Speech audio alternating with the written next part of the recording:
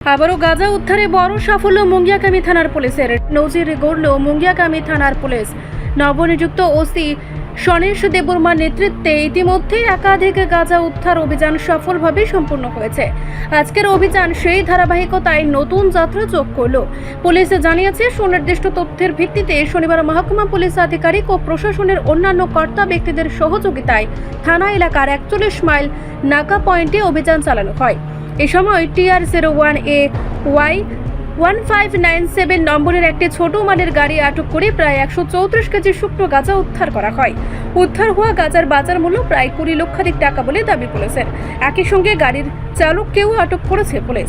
অভিযান সফল হওয়ার খবর ছড়িয়ে পড়তেই এলাকায় ব্যাপক চাঞ্চল্যের সৃষ্টি হয়েছে। পুলিশ সূত্রে খবর, নেশাবিরোধী এই ধরনের অভিযান ভবিষ্যতেও অব্যাহত থাকবে।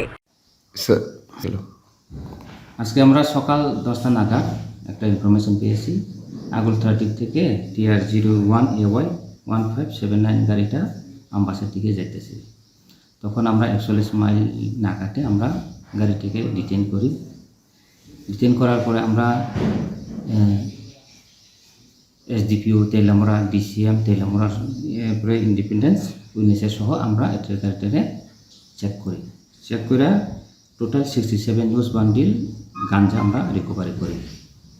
টোটাল ওয়েট হয়েছে 134 কেজি আমরা গাঞ্জা উদ্ধার করতে পেরেছি।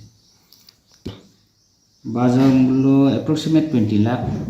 আর সাথে সাথে আমরা ড্রাইভারকেও আমরা অ্যারেস্ট করেছি। ড্রাইভারের নাম হচ্ছে দীপকুরিয়া, বাড়ি হয়েছে মহেশকলা, ESPS-এর আন্ডারে। রিপোর্ট সংবাদ প্রতীক্ষা।